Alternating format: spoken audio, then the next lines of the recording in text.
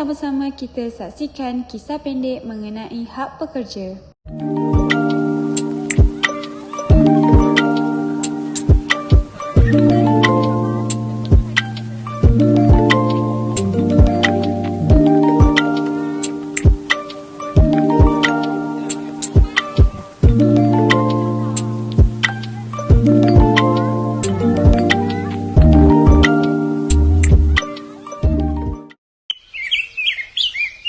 Pada pagi Isnin yang indah, semua pekerja syarikat Mega Holding hadir ke syarikat untuk bekerja seperti biasa. Selamat pagi, bos.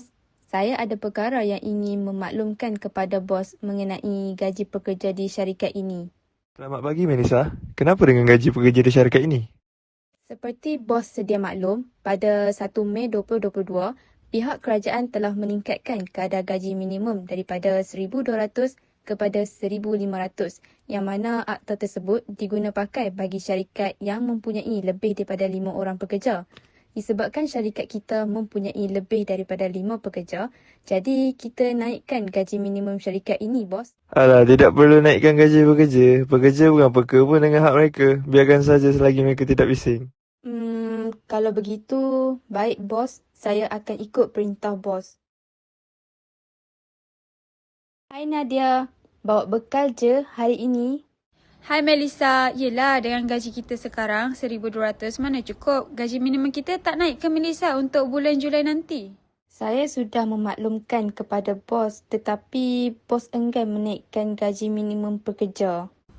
Oh, ya ke? Marilah kita sama-sama cari jalan penyelesaian bagi memastikan hak kita sebagai pekerja terbela.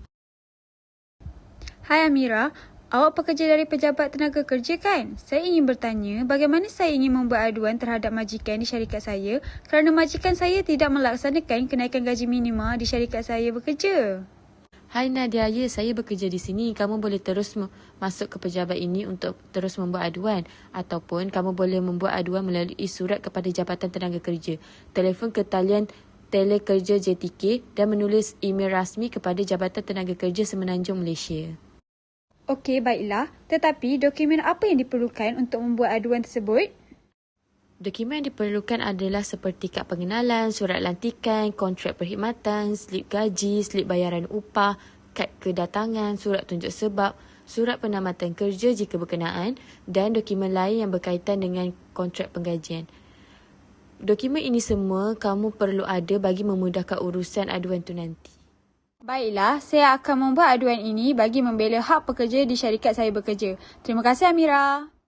Bagus, itu tindakan yang bijak. Sama-sama Nadia. Setelah Nadia membuat aduan di Pejabat Tenaga Kerja, surat amaran telah diberikan kepada syarikat tersebut dan majikan terus melaksanakan kenaikan gaji minimum kepada pekerja serta lebih menjaga hak pekerja di syarikatnya.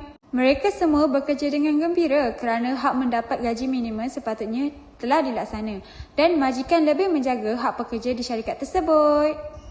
Kesimpulan dari kisah pendek ini menjelaskan bahawa gaji merupakan salah satu hak pekerja yang sangat penting. Jadi, majikan perlulah menjaga hak pekerja dengan baik. Bukan itu sahaja, sebagai pekerja juga perlu peka terhadap hak sebagai pekerja seperti mendapat gaji minimum yang bukan sepatutnya hanya berdiam diri. Terdapat pelbagai cara untuk memastikan hak sebagai pekerja ini terjaga seperti membuat aduan di Pejabat Tenaga Kerja dan sebagainya. Selari dengan maksud hak pekerja iaitu individu atau kumpulan yang mempunyai hak sah di sisi undang-undang dalam hak asasi manusia seperti hak pekerja ini sangat berkait rapat di antara pekerja dan majikan.